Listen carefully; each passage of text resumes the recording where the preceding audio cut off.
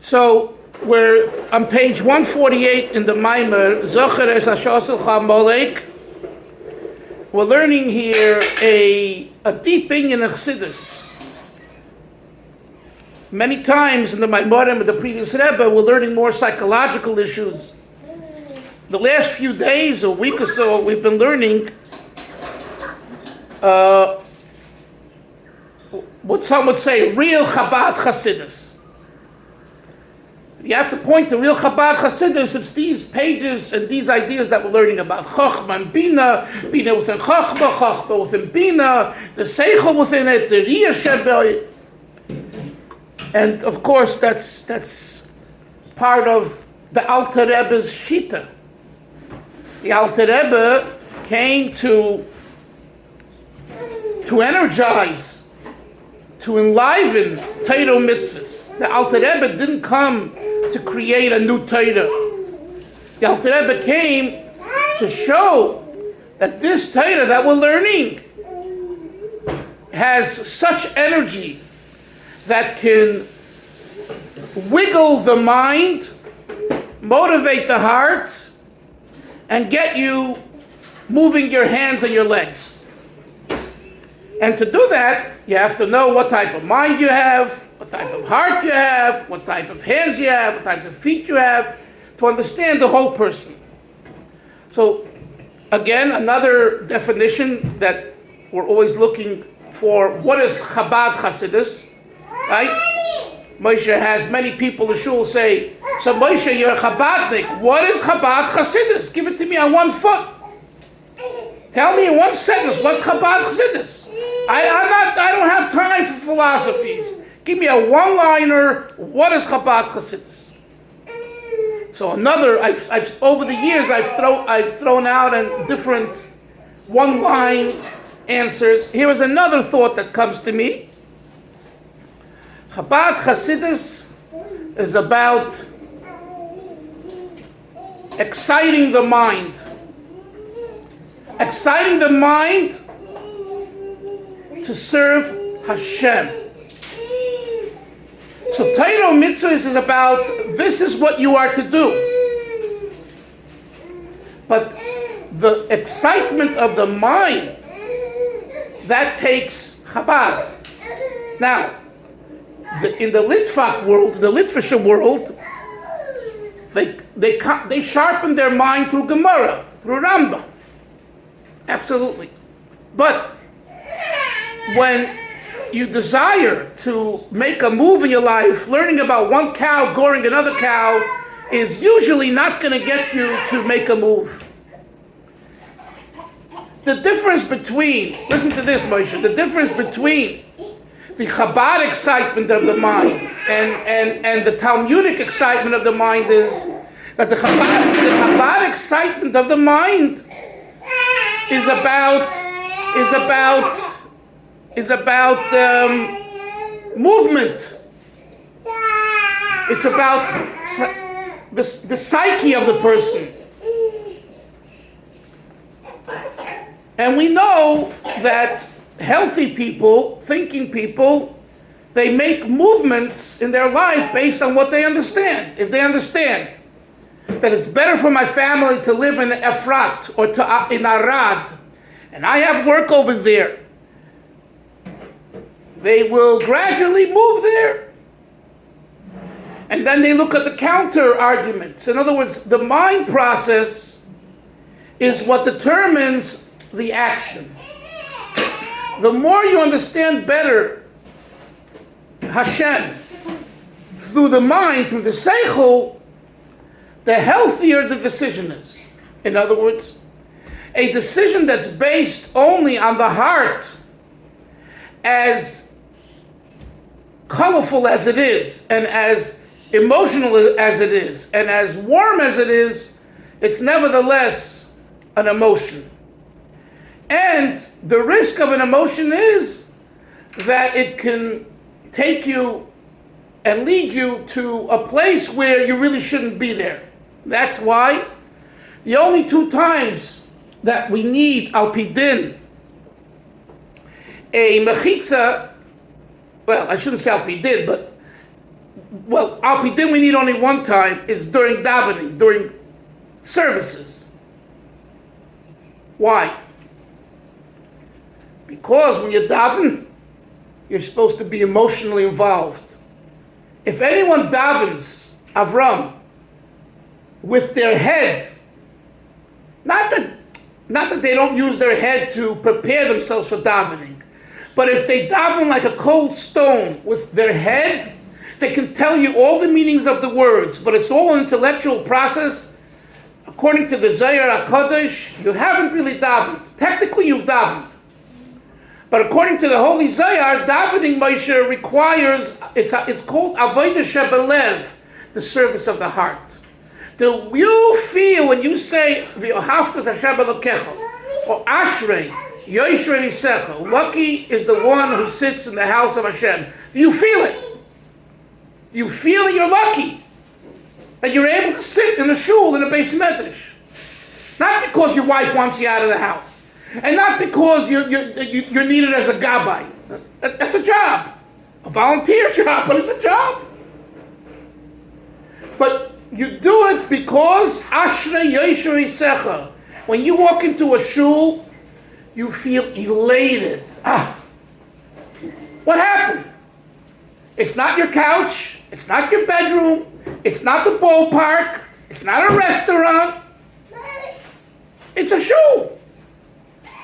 But as the previous Rebbe writes in his sichos, in his talks, he says that it used to be in the old shtetl that the place of a yid was the beis medrash.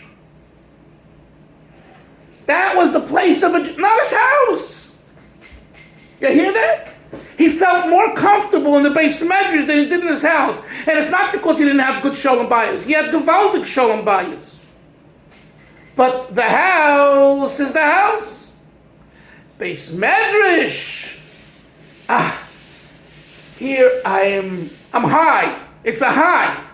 Talk about having a high. You come into the beis medrash, I have a high. So davening is that place that's the high, the emotion.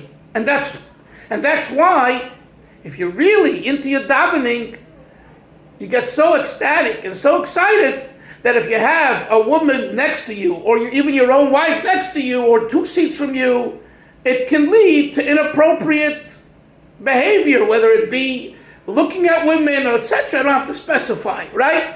Because you're so excited. So the halacha says, separate the men and the women. Which other time do we need a mechitza, which isn't a din, but it's become a practice by most Orthodox Jews, from Jews, during a wedding? So I think Rabbi Manis Friedman would explain why during a wedding. Because a wedding, you're supposed to dance with such joy, it's all about simcha. No, if you're dancing with such joy and just simcha, just like during davening you need a separation between the genders, so too during a wedding. But that's not halachic, and this is halachic. So why am I saying this? Because tefillah is the place of lev, heart. So if you see someone davening with mayach and only mayach, they're not davening the way the Zohar says you should daven. They're on paper davening. If you ever heard Rabbi Soloveitchik describe a davening that he saw, and it was with his grandfather, Reb Chaim. I think they have it they have him talking about it online. You have to listen to it, and you'll hear what I am saying in his words, and he is a real litvak, a brisker. But he understands that this is davening. And where did he see it? He says when his Zayda, Reb Chaim, davened, and on Yom Kippur in the shul, he goes on to share what he felt being there. And the truth is, it's supposed to be everything, right? But as warm as it is, if the seichel, if the mind doesn't come along for the ride, there could be a blockage to the feelings of the heart. What we call in Chasidus a jaded heart. Have you heard the term timtum halev? Timtum means the clogging, the jadedness of the heart. I don't feel. It's robotic. I do it, and I'm interested in doing it, but I don't feel anything. Why? Chabad Chasidus says one of the reasons is because the moach is not stimulating the heart. If the mind would stimulate the heart would be stimulated. If the mind is not stimulated, it doesn't go along for the ride, the heart automatically is jaded. So what's the answer? Yonason, what does Chabad say? What's the answer? What does the Alter Rebbe say? Stimulate the mind. Chochma bina das. As Yonason knows and does, meditation, his bonus is the key in Chabad Chasidus to stimulating the mind and the heart. What is his bonus? It's a process of the mind. His bonus is not, according to Chabad, not according to Breslov. According to Chabad, his bonus is a work of the mind to contemplate, to think deeply into a concept of godliness, to understand it, and then to let it resonate until it filters itself into the heart, and the heart starts moving. That's his bonus, in a nutshell. Here in this Maamar, the Rebbe gives us lots of his bonus. To understand the intricacies between Chochmah and Bina, and details of Chochmah and details of Bina, and how they're different and how they're similar and how each one has an element of the other one in itself. All of this is very mindful. Okay? What does the word mindful mean? Avram, mindful. Full of mind. That one is occupied with the mind work. This is what we're learning. And some people who don't either know or don't show interest or are enjoy just ridiculing, they don't know what Chabad is really. All they know is Chabad is they see someone dancing, or someone's drinking l'chaim, or someone screaming about Mashiach, or putting on film with people. That's Chabad. Or, I forgot, providing kosher food in Nepal. That's also Chabad. Is that really Chabad? No, that's not real Chabad. That's part of what a frum Jew does and what Chabad practically does today. Yidden need kosher and they're traveling all over, so Chabad provides that for you. Good. But is that the uniqueness of Chabad? No. So, in these Maimorim that we learn, we see the uniqueness of what the Alter Rebbe Shita, because it's all started with the Balatanya. In his Tanya, it teaches us what a Yid is. Through his lenses called Chabad. And please understand that not only do people today, not so much, or in the past, have had a lack of understanding and lack of interest in what Chabad is, and those that ridicule Chabad, it's during the Alter Rebbe's times, we discussed this too, Rabbi Avram Kalisker, Reb Noach of Lechovich, and others who are the father figures of Slanim, of other Hasidic groups, they also had a problem with Chabad. Too much intellect, they felt. Keep it simple for the simple folk. What has 200 plus years proven? 200 plus years has proven that the Chabad system has only brought Jews closer to HaKadosh Baruch Hu. Forget about making them Chabadniks. That's a whole different discussion. And like I told you, that's like Avram Mayor, one of my mashpiyim would say, we have enough Chabadniks in 770. We don't need any more. If you want to see a real tzaddik and a real servant of Hashem, come see the Lubavitcher Rebbe in 770. That's worth coming for. The Alter Rebbe said the same thing. You want to learn a piece of Gemara with more Yiras Shamayim and with more commitment, learn Chabad Chasidus. I don't think you can say that you found one person that really learned Chabad Chasidus and it didn't strengthen whoever they are and whatever they do. This morning, driving to shul, I was listening to a little clip from Rabbi Soloveitchik. And he talks about his famous Rebbe, who was a Chabadnik in Cheder in Chaslavich. And I'm thinking to myself, this is 40 years after having this Rebbe, right? This tape is from 1959, and he had a Rebbe in 1910. 49 years, 50 years later, and you hear him talking, it's like he's living with this Rebbe that he had, and this is Rabbi Soloveitchik, a genius. He's living with a Rebbe of 50 years ago, who he says instilled in him, he says imagination, Torah imagination. He says he didn't get that from anyone, maybe just from his mother. But not from his father, not from his Zaidi, not from his teachers, and he had plenty of good teachers. The imagination of Torah, he got. So what do we see? We see that anyone that's tasted, and I'm talking about Chabad Chasidus, he talks about Alma Diskasi and Alma Disgala, the world of concealment and the world of revelation, which we call in Chassidus Iskasia and Isgalia, which is a concept in Kabbalah, but he says he heard it for the first time from his Rebbe in Chaslavich. Moshe, what do you want to say? You only got to turn your tingle. Yeah, go ahead. Turn your tingle, please. Yeah, go ahead, Moshe.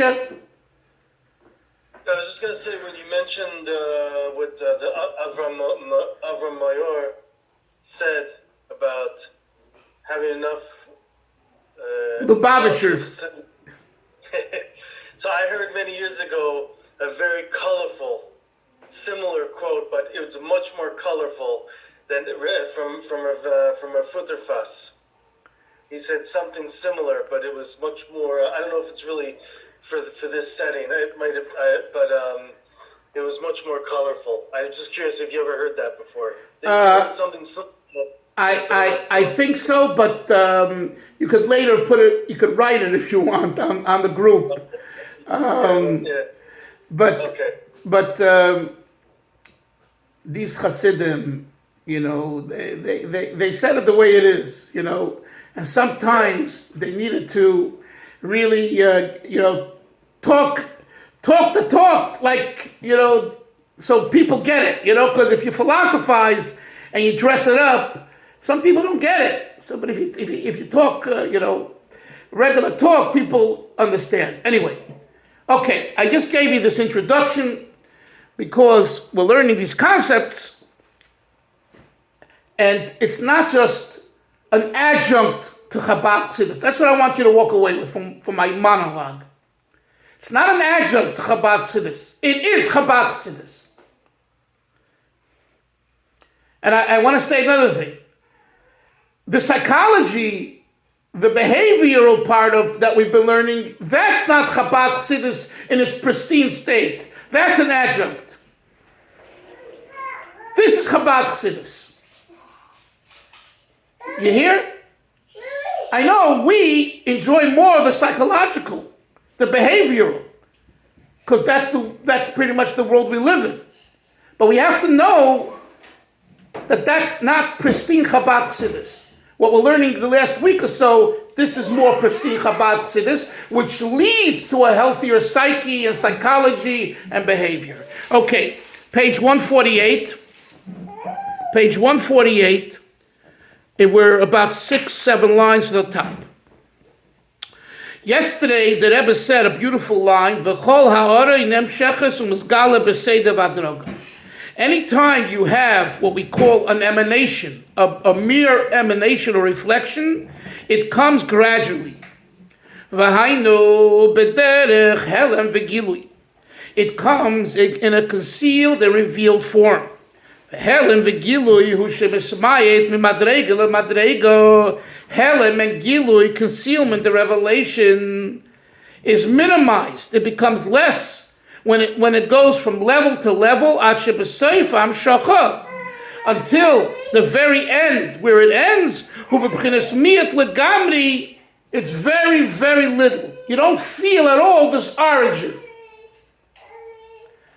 But when we're talking about what's called the influence of the essence, it is not in an order and fashion of concealment and revelation. Therefore, the way the essence is in its very core essence, it's drawn to everywhere and anywhere. Avol is pashtus ha'ora, but an extension of an emanation. This is a repetition of what he said earlier. But an emanation, a reflection, is apt to revelation and concealment, and hence, as it comes to its closure, it's very minimal. Therefore, there are different levels. Madrega tachtoina, and at the lowest level, mismayet ha'or legamri, the energy is completely reduced. Another difference between what we call haskola and hasoga, intellectualization and comprehension. The basoga hu mekabel. So here he says another thing. When we're in the mode of hasaga, the person is in a position of mekabel, receiving. The haskola ain't a mekabel. When we're in a mode of intellectualization, we're not receiving Moshe, Avram. Over here in the experience called haskala, the very core idea is formed. So if it's formed, I'm not receiving, I am creating it. You hear this?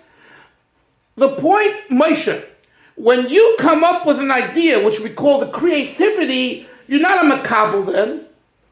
You are kind of a mashpia in your mind. You're in the mode of mashpia. I am looking to create. It's not that I'm looking. This experience is a creative experience, which means I'm not receiving, I am giving. You heard me? It's very important. Now, this is a rhetorical remark. And although this creativity, where does it come from? Avram, does it come from eating Cheerios in the morning and drinking orange juice? No. Does it come from learning a place Gemara? No. Does it come from learning a Maamar Chasidus? No. Where does it come from? How did this idea come? So Chasidus says, I want you to remember these words. There's something called koyach hamaskil, the faculty, the koach of intellectualization. In Hebrew, koyach hamaskil. Koyach hamaskil is in the soul. Our soul has different kochos, right? Different faculties. One is the faculty of intellectualization. So an idea comes from that area in the soul. And that's outside of what I'm doing. No, it's the koyach hamaskil. For some reason, your koyach hamaskil kicks in at this particular time and the idea flashes. So, you understand, what's his question? His rhetorical question is, if the seichel, etzem ha-seichel, receives from the koyach hamaskil and the nefesh, so then it's also a mekabel and not a mashpia. So why am I saying that the etzem ha-seichel is the mode of mashpia, not makabel? That's his rhetorical question, as alluded to in the word v'im hayos. V'im hayos, and although the nekudas haskola ba mekoyach hamaskil, hine zeu ma shekoyach hamaskil hu makar haseichel. Oh my gosh. This is only that the koyach hamaskil, the faculty of intellectualization as it is in the soul, is a source for seichel. V'lo shahaskola mikabel mekoyach hamaskil. I don't have the English words for this. I don't have the Hebrew words for this. But anyway, it's not that the seichel receives from the source. There is a source for seichel in the soul. And now it's being experienced. What does it mean, Avram? Yaini, what does it mean to receive something? To receive something means I can make a difference. And depending on how much I prepare myself, that's what I receive.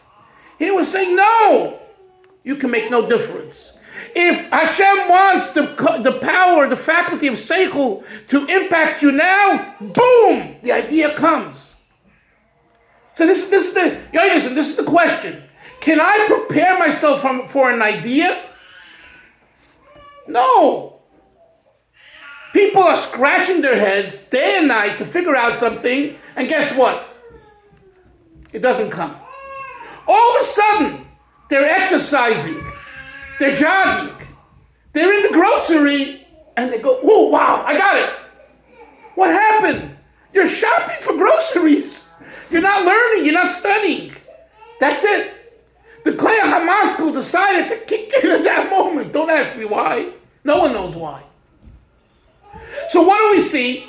We see that the person is not in the mode of makabel. You can't be a makabel to Koyach HaMaskil. You can just allow it to be. Allow it to be. Go with the flow.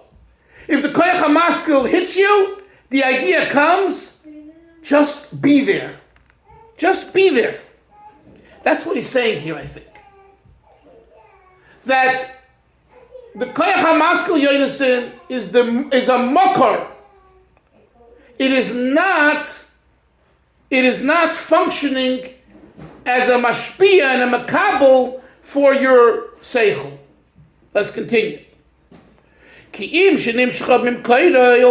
the idea came from a source, before you had the idea, there was nothing there. The Koyach HaMaskil, Koyach Seichel Kloli, says the Rebbe, because the Koyach HaMaskil, the power of intellectualization in the soul, the faculty, is what we call a Koyach Klali.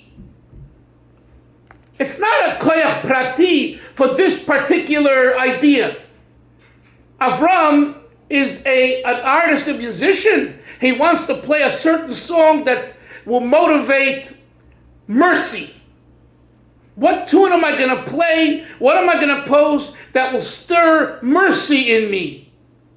That's already a detail. The faculty of negina, of song, as it's in the soul, doesn't have a particular place. Mercy, love, fear, anger, hope. No.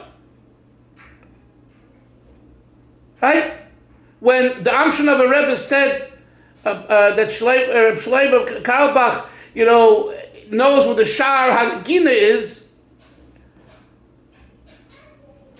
what is he referring to? Not any particular song. He's talking about the gates of Nagina. The gates of Nagina Klali. That's what he said. I didn't say it. So I don't know enough to say it. But the point I'm making is there's a koyach klali. That's what he says here. V'kan over here in the mind, hu sheneschadish b'tzias ha-seichel. Here, seichel becomes new. It's a chiddush. So that's all called haskalah. So in haskalah, Yonason, the seichel is chadash. Avol hasaga, when it comes to the second idea of comprehension, here mikabel me'askola. Here the position of the mind is that it's a recipient, it's a makabel from the idea.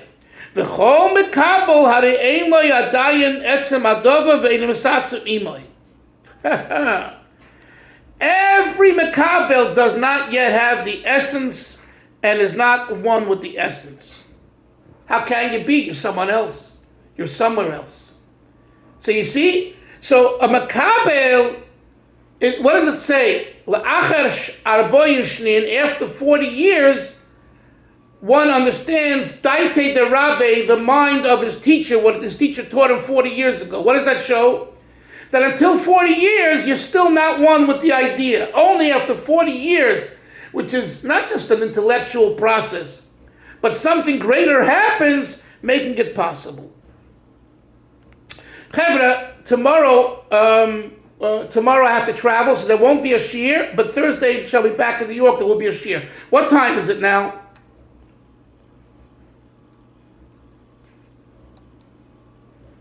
8:18. Okay. 3:18. Okay. So we'll stop here, Ibn Hashem, and we'll... Can you repeat? Yes. Rebbe, can you repeat the last nakuda that you said? I didn't understand the last nakuda. I didn't elaborate. It's not that you didn't understand. I didn't elaborate because I want to think about it, and in the next year I will elaborate. Okay? Okay. Zai Gesund. Take care. Hatzlacha. Good day, everyone. Bye-bye.